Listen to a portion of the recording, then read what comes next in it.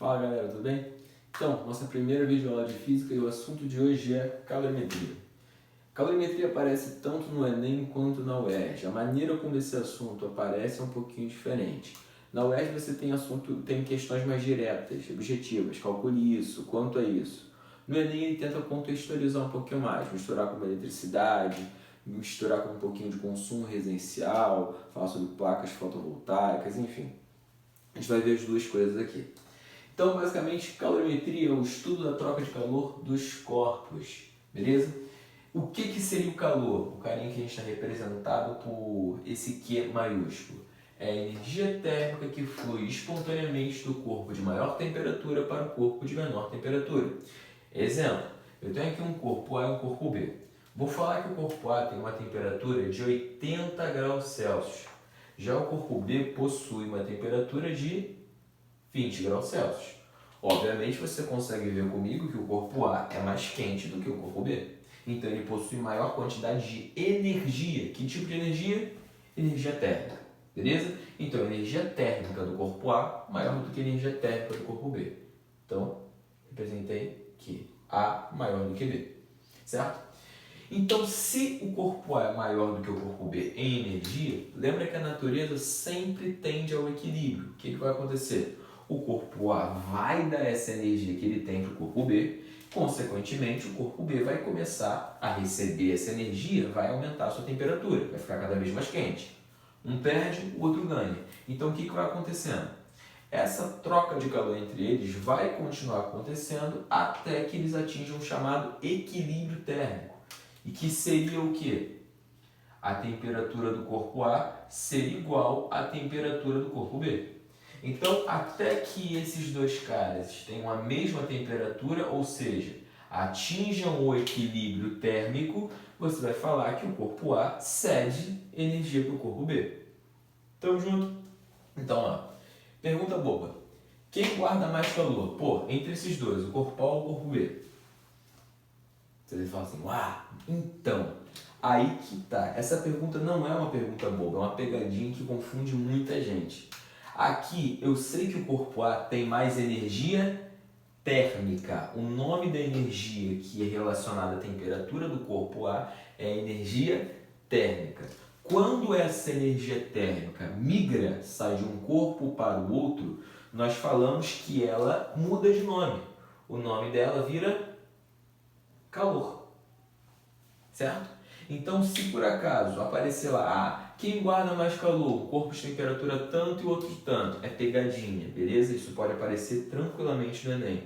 É uma questão conceitual. Então, ó, se o corpo A tem 80 graus Celsius e o corpo B tem 20, é porque o A guarda mais energia térmica. Mas quando a energia térmica sai de um corpo e vai para o outro, ela está em trânsito. Então, essa energia térmica muda de nome. Qual o novo nome dela? Calor. Eu posso continuar chamando de energia térmica? Pode, é só a nossa definição. Tá certo? Então, continuando aqui. O calor pode ser dividido em dois tipos: o calor sensível e o calor latente. O calor sensível é responsável pela mudança de temperatura. Guarda isso, tem como um gatilho. Pô, mudou a temperatura? Calor sensível. Qual é a fórmula que a gente tem para esse cara?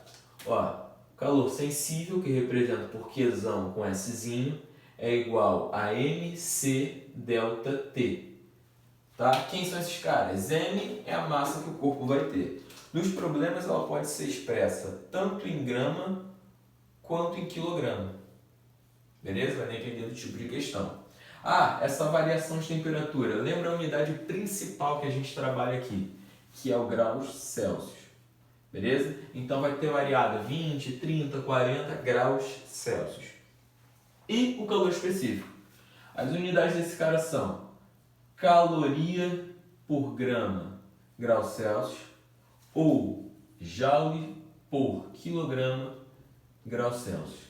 Então, esse carinha aqui está fora do sistema internacional, mas é muito mais comum do que esse, que já está no sistema internacional, o famoso SI.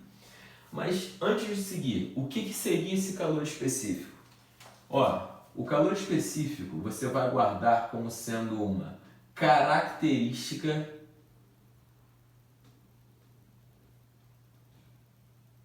da substância.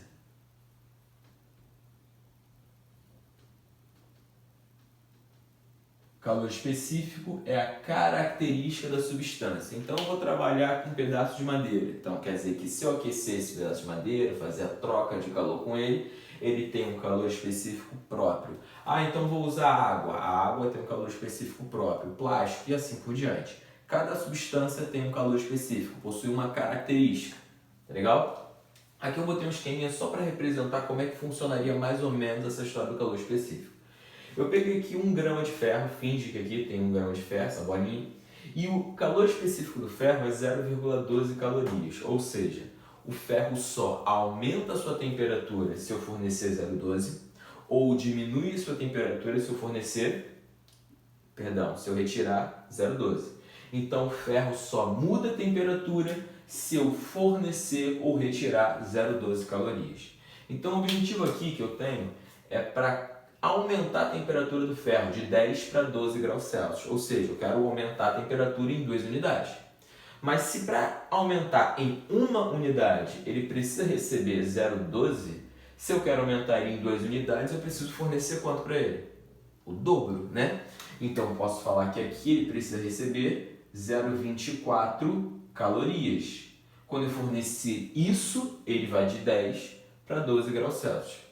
Então é basicamente assim que a gente vai relacionar o calor específico. Quantidade de calor para mudar a temperatura. Tá? Uma outra grandeza que aparece em alguns problemas, é a menos comum, mas ainda aparece, é a chamada capacidade térmica. Tá? Unidade de capacidade térmica vai ter para a gente. Ela vai ser dita como caloria por grau Celsius ou joule por grau Celsius. Tá certo? O que é isso?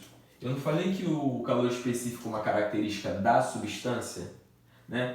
A capacidade térmica vai ser uma característica do corpo. Ela vai ser uma característica do corpo analisado. Ah, como assim? Não é a mesma coisa? Pensa bem. Aqui eu tinha 1 grama de ferro, né? Então cada 1 grama de ferro precisava receber quanto? 0,12. Então aqui ele recebeu 0,24. Agora eu quero fornecer uma quantidade de energia para poder aumentar de novo, de 10 graus Celsius para 12 graus Celsius. Só que agora eu vou ter 10 gramas de ferro, certo? Então o que você tem que pensar? Pô, se 1 grama do ferro precisa receber 0,12, 10 gramas de ferro precisa receber quanto? Pô, se a massa é 10 vezes maior, a energia é 10 vezes maior também. Então, para poder mudar a temperatura de 10 gramas, eu preciso usar 1,2 calorias, certo? Para mudar 1 unidade. Como eu quero mudar 2, quanto eu vou ter que fornecer para ele? 2,4. Beleza? Se não entendeu, por favor, volta essa parte. Você vai ver que não é nada absurdo, é só uma coisa que eu estou botando aqui para você entender como é que funciona. Raciocínio. Ó, cada grama precisa de 0,12. Então 10 gramas precisam de quanto? 1,2. Tá certo? Calor específico. Trabalha sempre com 1 grama daquele corpo. A capacidade térmica trabalha com todo o corpo. Ou seja, nesse caso, com 10 gramas que a gente está trabalhando. Certo? Então existe uma formulinha que na verdade nem aparece muito. Mas vou colocar aqui para não gerar nenhuma confusão lá na frente. Essa capacidade térmica é a massa vezes o calor específico, que faz sentido, pelo que a gente falou. Ó, se eu tenho 1 grama não 1,2, né, 0,12, perdão, então quer dizer que se eu tenho 10 gramas, são 10 vezes isso, 1,2. E não seria aqui exatamente, ó, 10 vezes 0,12, que deu o 1,2 que eu usei aqui? Beleza? O que isso vai mudar na nossa fórmula? Isso vai mudar só um pouquinho. Então, ó, onde eu tenho MC aqui em cima, eu vou transformar agora em calor sensível é igual a Czão ΔT, o KiCad. Tranquilo? Um último detalhe, sempre que o problema falar de calor específico, um corpo de calor específico alto, o que ele está dizendo para você? Quanto maior o calor específico, maior é a dificuldade para mudar a temperatura. Como é que eu vou lembrar disso? Cara, lembra a eternidade que é preparar macarrão. preparar miojo. Ah, miojo rapidinho, fica só 3 minutos. 3 minutos do caramba. Se você parar para ficar observando a panela, você vai ver que demora muito para aquela água ferver. Por quê? Porque a água tem um calor específico alto, tá certo? Como a água tem um calor específico alto, ela muda a temperatura com maior dificuldade. Eu preciso fornecer muita energia para ela. Tamo junto. Qualquer coisa, volta esse vídeo e você vai ver que vai dar tudo certo.